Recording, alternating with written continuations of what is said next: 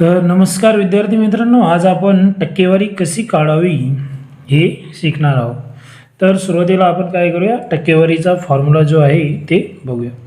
टक्केवारी बरोबर प्राप्त गुण भागिले एकूण गुण गुणिले 100. म्हणजे आपण कुठल्याही प्रकारची टक्केवारी काढताना खाली काय करायचे, एकूण संख्या लिहायची आणि त्यापैकी प्राप्त जी संख्या आहे ती वर लिहायची आणि दोघांचा भागाकार करायचा आणि त्याला 100ने काय करायचं, आपल्याला गुणायचं आहे. असे केल्यावर आपल्याला काय मिळेल, टक्केवारी मिळेल. तर आता आपण काय करूया, याच्यावरचे काही जे उदाहरणं आहेत ते उदाहरणं घेऊन आपण हे सॉल्व करूया. तर चला, तर पहिला जो उदाहरण आहे ते बघूया आपण. सुंदरला प्रथम सत्र परीक्षेत 540 पैकी 270 गुण मिळाले, तर सुंदरला किती टक्के गुण मिळाले.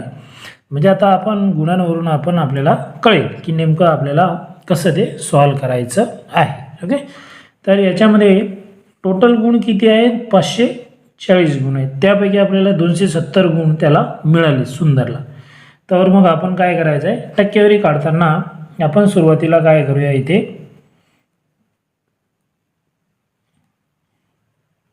270 हे न्यूमरेटरला लिहायचं आहे आणि डिनॉमिनेटरला 540 आणि त्याला आपल्याला काय करायचं आहे, 100ने गुणायचं आहे. 100ने गुणायचं आहे. ओके, तर आता हा जो 100 आहे हा न्यूमरेटर आहे, म्हणजे हा डिवायडेड बाय 1 असंही आपण याला एक्सप्रेस करू शकतो. आता चला, तर आपण आता काय करूया, यांचा गुणाकार आणि भागाकार करूया. तर आता बघा, हा 0 आणि हा 0 कट होतात कारण की हे दोन्ही काय आहेत, भागिले आहेत. ओके, त्यानंतर बघा आता आपण काय करूया,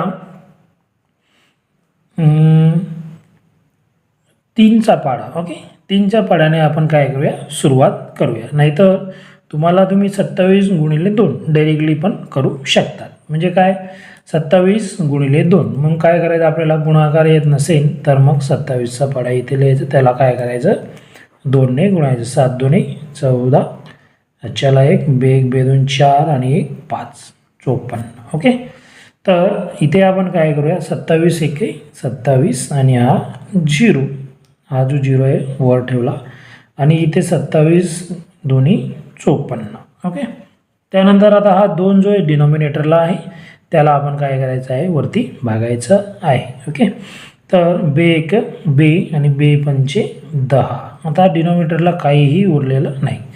तर आता न्यूमरेटरला काय उरलेलं आहे, 5 आणि 10. 5 आणि गुणिले 10, 5 गुणे 5 गुणिले 10 हे उरलेलं आहे.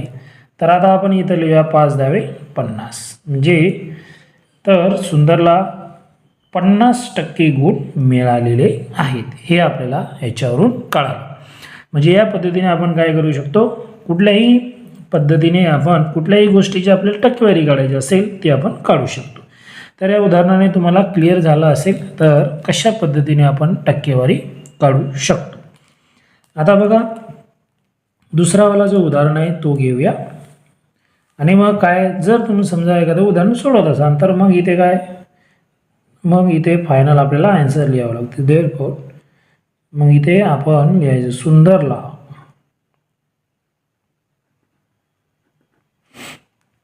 प्रथम सत्र परीक्षेत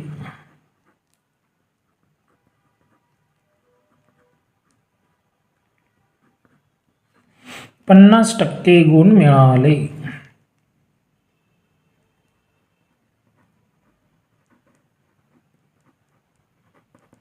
असं आपण टक्केवारीत लिहितो. त्यानंतर आता आपल्याला दुसरा प्रश्न बघायचा आहे. राणीने 900 रुपयाची पुस्तके विकत आणली, तिच्याकडे एकूण 1500 रुपये होते, तर तिने किती टक्के रक्कम वापरली. म्हणजे काय, राणीने कितीची पुस्तकं विकत आणली, 900 रुपयाची, कितीपैकी, 1500 पैकी. तर आपल्याला काय, तिच्याजवळ आता किती टक्के रक्कम तिने वापरली. म्हणजे 900 रुपये वापरले, कितीपैकी, 1500 पैकी. मग आपण 1500 काय करायचं आहे, डिनॉमिनेटरला लिहायचं आहे आणि 900 न्यूमरेटरला आणि त्याला 100ने काय करायचं, आपल्याला गुणायचं आहे.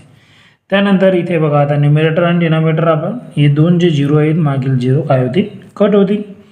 आता इथे 15ने न उरलं आहे, तर आता 3ने आपण काय करूया, यांना डिवाईड करूया किंवा 15च्या पाडासुद्धा आपण इथे वापरू शकतो. 15 1 15, 15 7 90 आणि हा जो 0 आहे हा जसाचा तसा. तर इथे आपल्याला मिळालेला आहे 60%. ओके, तर राणीने किती 60% रक्कम काय केलेली आहे, वापरलेली आहे. ओके, तर हे आपल्याला या गणितामधून कळालेलं आहे. ओके, तर आता आपण काय करूया, पुढचं एक गणित आहे ते घेऊया, त्यानंतर आपण इथे थांबू. तर इथे तिसरा प्रश्न आहे, दहीहंडा गावातील शाळेत 500 विद्यार्थी आहेत, त्यापैकी 350 विद्यार्थ्यांना पोहता येते, तर किती टक्के विद्यार्थ्यांना पोहता येते आणि किती टक्के विद्यार्थ्यांना पोहता येत नाही. तर हे जरा वेगळं गणित आहे, ते पण आपण सोडूया. तर बघा इथे काय, दहीहंडी गावातील 500 विद्यार्थी, टोटल विद्यार्थी किती आहेत, 500 विद्यार्थी येते शाळेमध्ये आणि 350 विद्यार्थ्यांना पोहता येतं. म्हणजे एकूण 500 विद्यार्थी आहेत हे आपल्याला इथून कळालं आणि 350 विद्यार्थ्यांना पोहता येतं. मग 500पैकी 350 विद्यार्थ्यांना पोहता येतं, तर आपल्याला सूत्र माहीत आहे, तर सूत्राद्वारे आपण काय करूया, याला सॉल्व करूया. मग आता बघा इथे आपण हे 0 0 कट केले आणि त्यानंतर इथे उरले 5 आणि हा 5 आहे का, 5 5 7 35 आणि हा जो 0 आहे हा इथे. म्हणजे इथे आपल्याला उत्तर मिळाले 70%. 70% जे विद्यार्थी ते पोहता येते. मग आता बाकीचे जे उरलेले आहेत ते किती असतील, तर डायरेक्टली आपण काय करूया, 100%मधून 70% जे आहे आपण मायनस करू शकतो आणि इथे उरले आपले 30. म्हणजे 30% विद्यार्थ्यांना पोहता येत नाही. म्हणजे हे पोहता येत नाहीवाले आहेत आणि हे पोहता येते असे आहेत. ओके, तर या पद्धतीने आपण काय करू शकतो, हे जे उदाहरण आहे ते सोडवू शकतो. त्यानंतर आपल्याला एक पुढचं उदाहरण बघायचं आहे.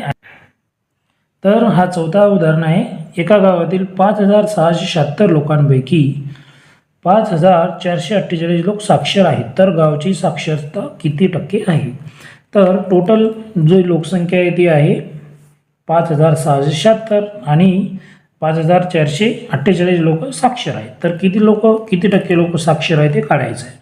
तर आपल्याला इथे काय करावं लागेल, फॉर्म्युला वापरावं लागेल. टक्केवारी बरोबर टोटल लोक किती आहेत, 5676 आणि त्याच्यापैकी 5448 जे लोक आहेत ते साक्षर आहेत. ही टोटल लोकसंख्या आहे, गुणिले 100 करायचं आणि आता इथे आपण भाग द्यायचा. भाग दिल्यावर आपल्याला डायरेक्टली काय मिळेल, ॲन्सर मिळेल. तर इथे आपण काय करू शकतो, कुठल्याही पद्धतीने तुम्हाला जे आवडत असेल त्या पद्धतीने आपण भाग देऊ शकतो. तर भाग दिल्यावर आपल्याला एक ॲन्सर मिळेल आणि तोच ॲन्सर काय असेल, आपला उत्तर असेल.